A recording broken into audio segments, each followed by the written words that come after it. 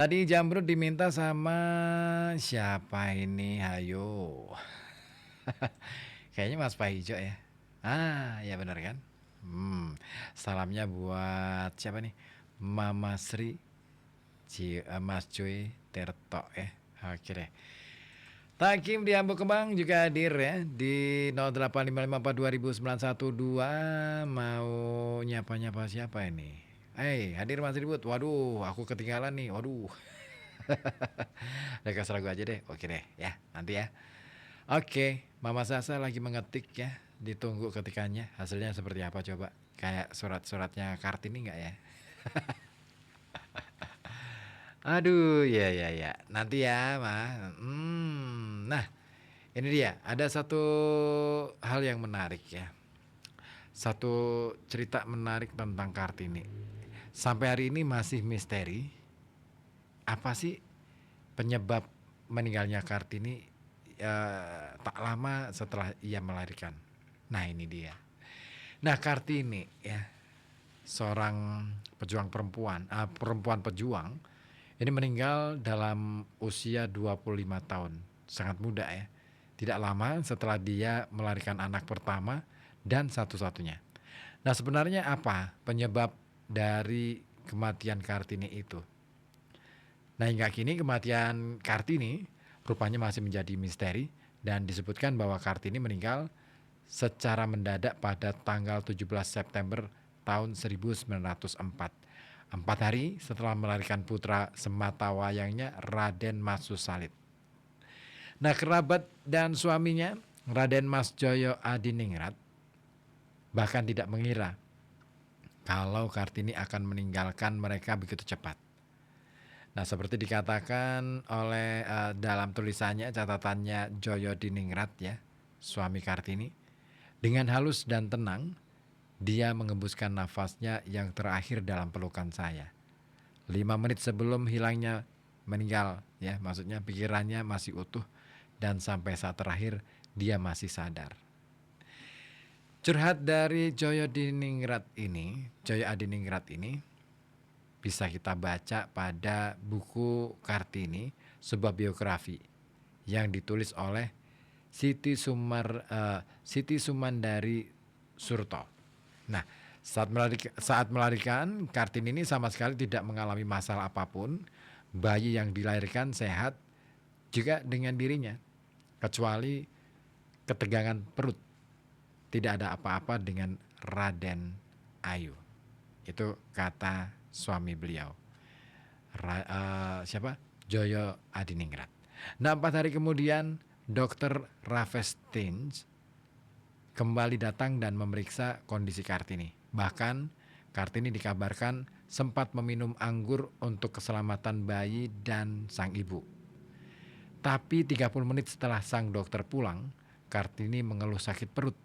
Ketika sang suami memanggil dokter kembali, seperti kondisi Kartini ini waktu itu sudah sangat parah. Nah, desas-desus pun berkembang. Banyak yang menduga Kartini meninggal karena diracun. Namun sampai sekarang hal itu belum terbukti. Hingga akhirnya pihak keluarga mengikhlaskan kematian pejuang emansipasi perempuan di Indonesia itu. Keluarga menganggap kematian Kartini murni karena dia berjuang untuk melahirkan anaknya. Sedangkan para dokter modern di era sekarang berpendapat Kartini meninggal akibat mengalami preeklamsia ya. Nah, disebutkan bahwa tekanan darah Kartini naik dan sempat kejang. Lalu apa itu preeklamsia?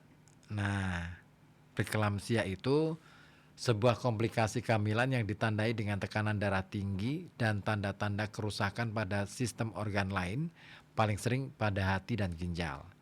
Nah, salah satu tanda preeklamsia yang khas adalah kenaikan tekanan darah melebihi 140/90. Nah, bila tidak segera ditangani dengan cepat dan tepat, preeklamsia ini bisa menyebabkan komplikasi serius bagi sang ibu. Komplikasi ini bisa terjadi seperti gagal hati atau ginjal, serta masalah kardiovaskular di masa depan. Nah, selain itu preeklamsia bisa menyebabkan kondisi yang mengancam jiwa. Ketika seorang ibu mengalami preeklamsia, biasanya mereka akan mengalami gejala kenaikan berat badan hingga beberapa bagian tubuh membengkak. Selain itu ada pula beberapa gejala lain seperti sakit kepala, penglihatan kabur, ketidakmampuan untuk mentoleransi cahaya terang, kelelahan, juga mual atau juga muntah ya, kurangnya buang air kecil, nyeri di perut kanan atas, sesak nafas dan kecenderungan untuk mudah memar. Namun beberapa pendapat ini juga tidak bisa dibuktikan 100% benar. Sebab dokumen dan catatan riwayat kematian Kartini tidak bisa ditemukan. Nah, secara umum preeklamsia muncul pada trimester ketiga setelah kehamilan melewati usia 20 minggu. Kondisi ini sungguh menakutkan bagi ibu karena preeklamsia ini diduga terjadi karena beberapa hal. Nah, ada beberapa penyebab, di antaranya kehamilan ganda, kemudian hidramnion atau kembar air, hipertensi, semakin tua usia kehamilan dan sebagainya. Preeklamsia juga bisa menyebabkan keguguran, bayi berat lahir rendah, ya, berat bayi pada saat lahir rendah, bahkan kematian. Namun preeklamsia ini ringan, preeklamsia ringan ini jarang mengakibatkan kematian. Nah, agar menjadi jaga-jaga buat para ibu ya, ibu hamil perlu mewaspadai gejala-gejala keracunan kehamilan. Semakin dini tanda-tanda preeklamsia dapat dideteksi, semakin cepat pula masalahnya bisa ditangani. Lalu apa saja tanda-tandanya? Yang pertama, tekanan darah tinggi ya. Tekanan darah sistoliknya mencapai 140 atau lebih, harus naik 30 atau lebih atau tekanan yang biasanya. Nah, tekanan darah diastoliknya itu 90 atau lebih. Nah, makanya pemeriksaan tekanan darah minimal 2 kali dengan jarak waktu 6 jam pada keadaan istirahat. Kemudian tanda lain adalah proteinuria ya. Itu adalah protein dalam urin dengan konsentrasi melebihi 0,3 gram per liter yang diambil minimal 2 kali dengan jarak waktu 6 jam. Kemudian ada lagi edema, itu adalah pembengkakan pada kaki, jari tangan atau muka sebagai akibat penimbunan cairan. Bisa juga terlihat adanya kenaikan berat badan 1 kg seminggu selama beberapa kali. Nah, supaya tidak terjadi preeklamsia, ibu hamil ya harus mengatur pola makannya dengan mengonsumsi makanan tinggi protein, rendah lemak, rendah karbohidrat, dan rendah garam. Nah, dengan begitu berat badan tidak akan bertambah secara berlebihan dan preeklamsia bisa dihindari. Nah, selain itu, dengan semakin tuanya usia kehamilan, sebaiknya ibu hamil juga mendapat istirahat yang cukup. Tidak berarti harus berbaring di tempat tidur ya, tapi setidaknya jangan lagi melakukan aktivitas fisik yang berat. Namun bila telah terjadi preeklamsia, nah sebaiknya nih segera hubungi dokter, dan dokter akan melakukan penanganan yang bertujuan mencegah terjadinya preeklamsia berat, bahkan eklamsia. Menyelamatkan nyawa janin, melahirkan janin dengan trauma sekecil-kecilnya. Nah, pada preeklamsia ringan, dokter akan menyarankan ibu hamil untuk istirahat. Nah, dengan beristirahat ini kawan, itu akan mengurangi kebutuhan volume darah yang beredar sehingga tekanan darah akan turun dan edema berkurang. Pada kasus yang berat, ibu hamil harus dirawat di rumah sakit untuk mencegah timbulnya kejang, dan dokter akan memberikan obat serta tindakan yang dianggap perlu. Nah, terlepas dari desas-desus dan dugaan itu, kita bisa mengambil hikmah dari apa yang dilakukan oleh Kartini, dialami oleh Kartini pada saat meninggal, bahwa beliau meninggal sebagai seorang ibu yang berjuang untuk anaknya. Itulah Kartini, inspirasi untuk perempuan Indonesia. Baik, sudah menit ke-57, tinggalkan pukul 20 waktu Radio Kota Batik.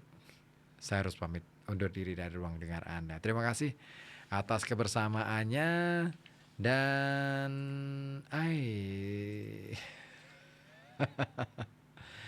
Budi Comal ikutan gabung. Oke deh. Nanti ya lagu-lagunya ya. Takim tadi ya, Mama Syasha mintanya Wali. Oke.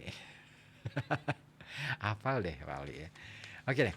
Nah, thank you pokoknya yang sudah gabung dan stay tune terus FM 91,2 Radio Kota Batik News Interaktif Solutif karena sebentar lagi akan ada informasi-informasi lainnya yang juga tidak kalah menarik akan dibawakan oleh Opik dan nanti perjalanan Halo Kota Batik. Malam ini apa sih?